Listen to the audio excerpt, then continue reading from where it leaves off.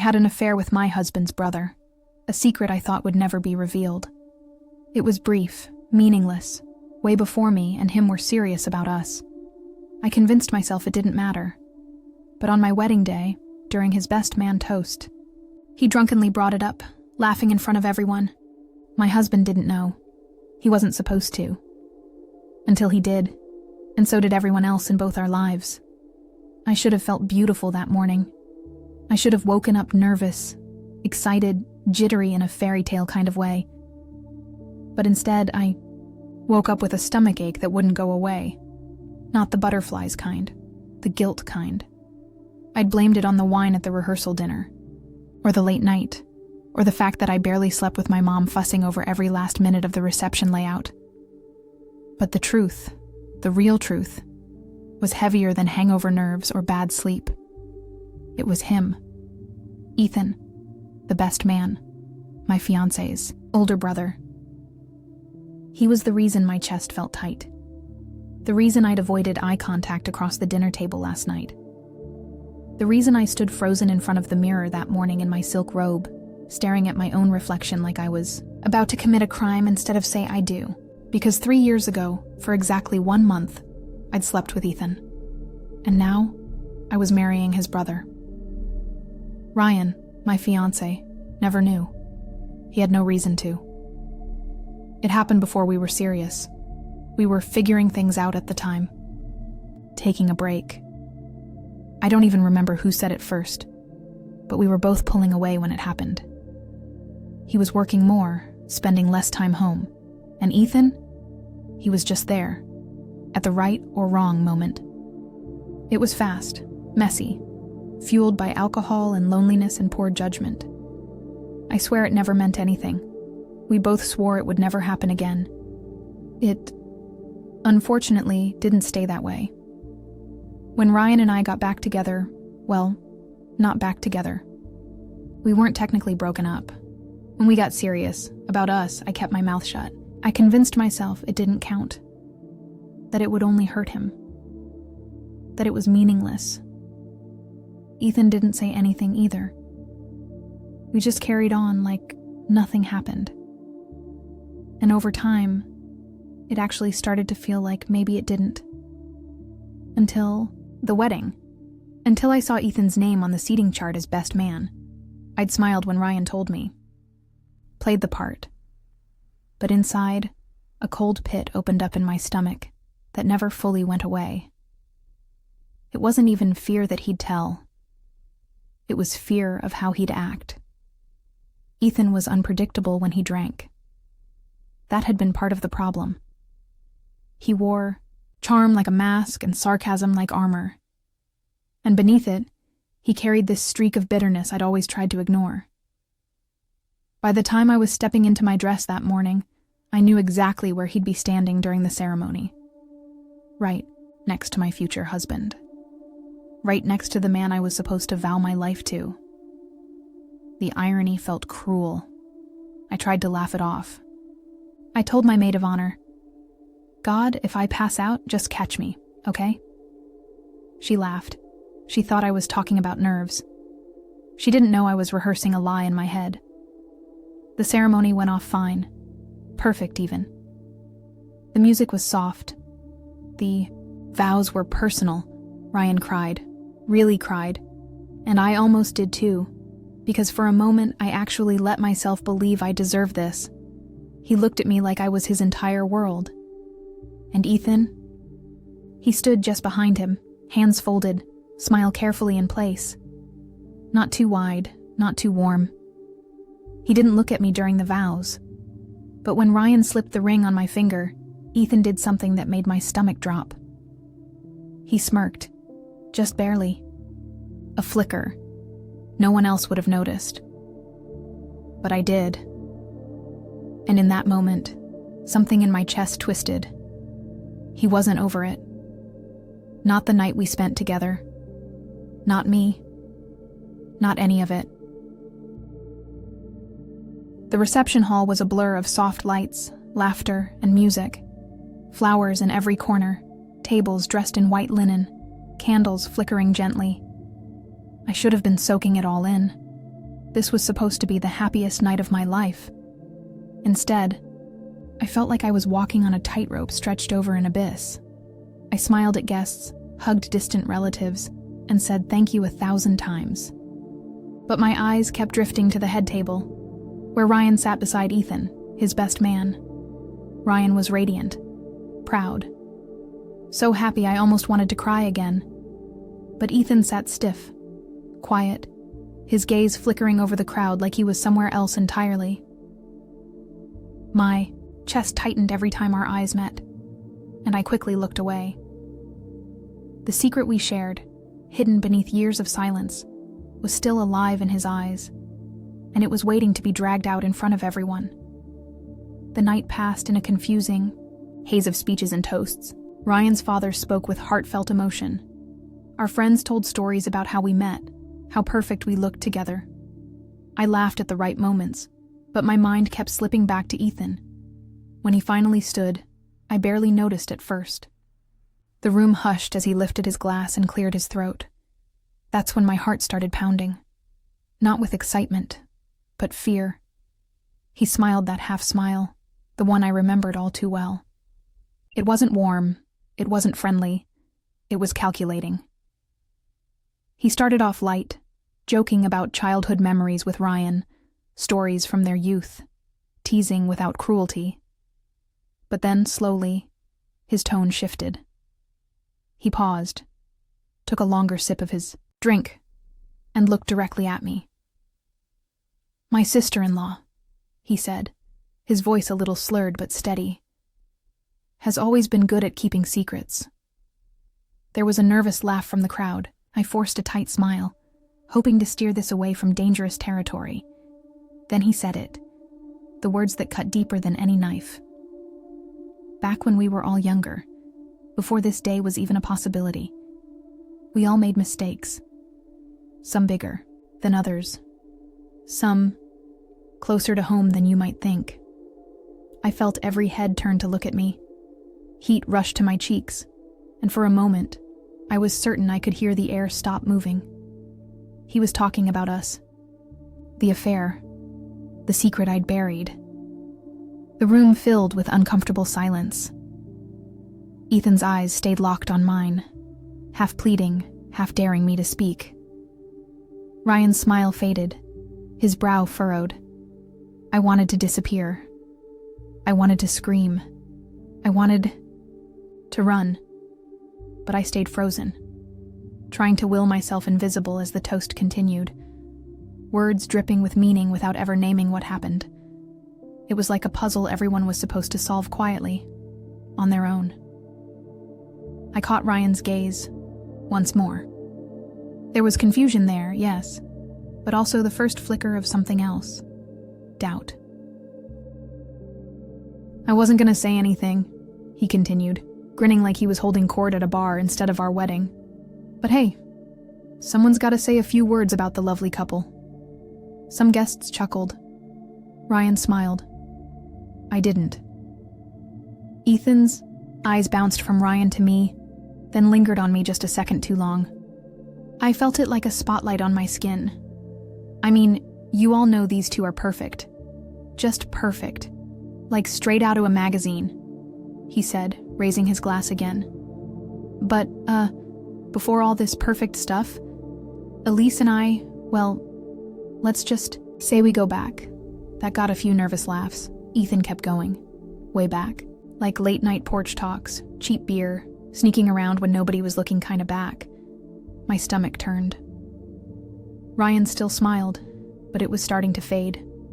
"And the thing is," Ethan said, swaying a little, "I didn't have to wait.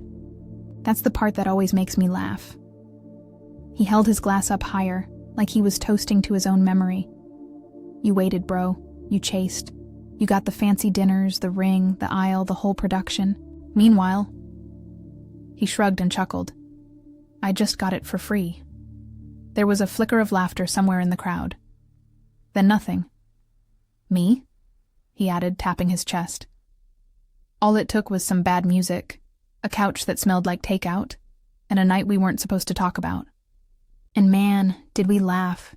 He looked right at me when he said that. I felt the blood drain from my face. "But you're the lucky one," he went on, turning back to Ryan.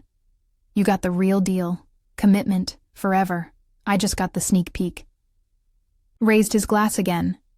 "To the bride and groom," he said with a grin. "Better late than never, right?" He sat down. No music, no clapping, just the low hum of people trying to process what they'd just heard.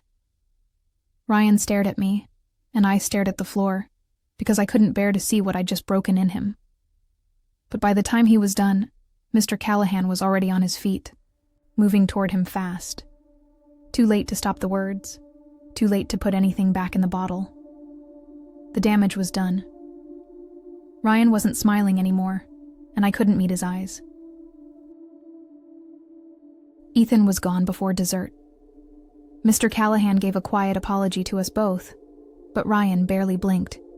His face was unreadable. Not angry, not crying. Just hollow. Like someone had shut off the lights behind his eyes. We skipped the first dance. People started leaving early. We didn't even cut the cake. By the time we got home, it was after 11. The house looked the same as when we'd left, but everything felt wrong. I walked in first and immediately slipped off my heels, barely making it to the couch before my legs gave out. I didn't cry right away. Ryan walked in behind me, silent, went straight to the bedroom. He didn't even take off his jacket. I sat in the dark living room, still in my gown, elbows on my knees, hands gripping my face like I could hold myself together through sheer force. Then it broke, all of it. The tears hit fast, ugly, ragged. I couldn't breathe. I kept whispering, "This isn't what I wanted," over and over like it meant something. I don't even remember getting up, but suddenly I was in the bedroom doorway, watching Ryan sit at the edge of the bed like a statue. "I didn't mean for that to happen," I said, voice cracking. I didn't know he would say anything. Still nothing. I stepped closer. "Say something, Ryan, please." He looked up at me, just once. His eyes were red, but dry. I opened my mouth, but no words came, just air and regret. "I had to hear it from my brother," he said, almost to himself. "At our wedding." I couldn't take it. I snapped. The guilt curdled into anger. "You weren't even there back then," I said, louder than I meant to. "You don't get to judge me for something that happened before we were even serious." He blinked slowly. "You lied about it." "I lied because I knew how you'd react. You put me on this impossible pedestal and I had to live up to it." Stood up, finally raising his voice. "I put you on a pedestal? You're the one who kept rewriting history to make yourself look better." I was shaking. "I made one mistake. One. And I'm paying for it every second now." He scoffed. "It wasn't a mistake. It was a choice. You just never thought it'd catch up to you." That's when I really broke. The words just spilled out. "You were never there, Ryan. You were always working or studying or doing something more important. You left me alone. And I felt small. So yeah, maybe I messed up. But I was trying to feel something again." He looked at me like he didn't recognize the person standing in front of him. "That was before we were us," I added weakly, already regretting it. Truth is, he was right. I just didn't know how to admit to all of this. My life with Ryan, it was perfect. I couldn't throw it away over something I did years ago. The first time me and Ethan hooked up, it was on a night I still tell myself I didn't plan. Ryan had just left for a conference, his text still warm on my phone, and Ethan came by to drop off something Ryan had lent him. I don't know. What it was, I could be wrong too. He was there. We ended up watching something on Netflix, then drinking, then pretending the way he looked at me didn't mean anything. But it did. I don't know what it was. Maybe the drinking. Maybe Ryan not being there enough. I don't know. I kissed him first. I did. That part I can't rewrite. It happened on Ryan's couch, with Ryan's hoodie folded on the armrest, like it was watching us. After that, it didn't stop. Once in the laundry room while Ryan was upstairs on a call. Another time in his car in the driveway. We almost got caught when Ryan opened the door to bring us coffee. Ethan laughed. Laughed too back then. I thought it was harmless. I thought secrets couldn't rot something you didn't say out loud. It's only been 3 days since the wedding, but it feels like a lifetime ago. My phone hasn't stopped vibrating, not with congratulations, but with questions. Condolences disguised as curiosity. People don't want to check on me. They want a story, a headline, something they can whisper over coffee and group chats. Ryan's brother is gone. No one knows where he went. Or maybe they do, and they're just not telling me. His mother called it necessary space. His sister said it was best if I didn't reach out, as if I'd been the one who ambushed a wedding toast with a years-old secret and shattered the air with it. But that's the thing. None of them blame him. They blame me. They say I created the mess, that I lied, that I lured them both in and played them off each other like it was some twisted game. Even Ryan's dad, who used to love me like I was one of his own, won't meet my eyes when we pass in the hallway. He muttered something about protecting family first, and left it at that. And then there's my family. My mom hasn't left the house since the reception. My aunt called and asked why I didn't just tell Ryan the truth, when it was still forgivable. My younger cousin, who idolized me, took down every photo she'd ever posted of us. I've never felt so radioactive in my own skin. Somehow, everyone is circling around Ryan and Ethan like they're the only two people who got hurt. Like I wasn't standing there too, wearing white, heart in my throat, watching my life disintegrate in real time. Like the guilt hasn't been eating me alive for months already. They say I ruined the Callahan family. They say I humiliated both brothers. No one asks how I'm holding up, because they've already decided. I'm the villain. I'm the liar. The girl who got caught. And honestly, I don't even have the strength to argue anymore. It's now been 7 days exactly since the wedding, and Ryan hasn't said the word divorce. Not yet, at least. But he hasn't said much of anything else either. He wakes up early, showers, makes coffee, and goes to work like he's clocking, in for a shift at a job he no longer believes in. He doesn't argue. He doesn't accuse. He just exists beside me. A ghost in our apartment. A presence I can feel but can't touch. We haven't talked about what Ethan said. Not once. Not even the night it happened. I half expect him to snap. To demand the truth. To scream or throw something or walk out and slam the door behind him. But there's none of that. Just silence. Cold, mechanical, devastating silence. I try to ask if he's okay, if we're okay. But the words sound fake even to me. He usually nods or gives a soft, yeah, that feels like a placeholder. Like he's just waiting for something. Or someone. The worst part is, I still haven't told him everything. Not even close. He doesn't know how long it went on, or where, or that it happened more than just once. He doesn't know about the time in the guest room when we almost got caught, or the look Ethan used to give me whenever Ryan left the room, like I was a game he'd already won.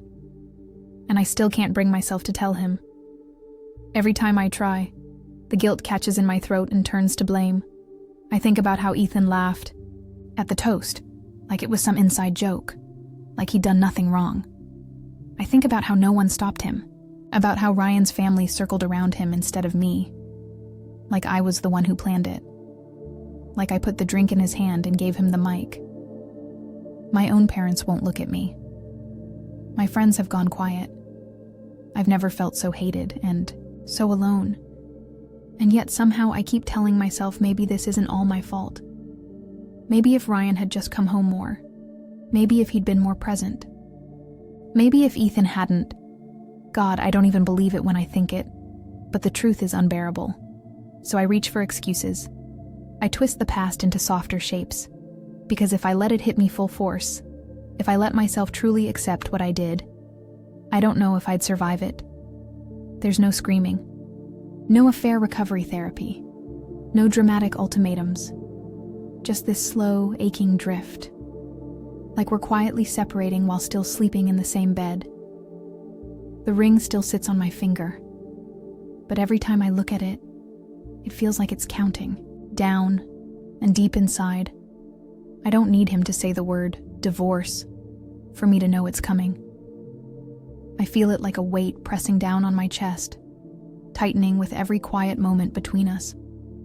Some nights, I break down alone in the shower, panic rising like waves I can't control, my hands shaking, my breath catching.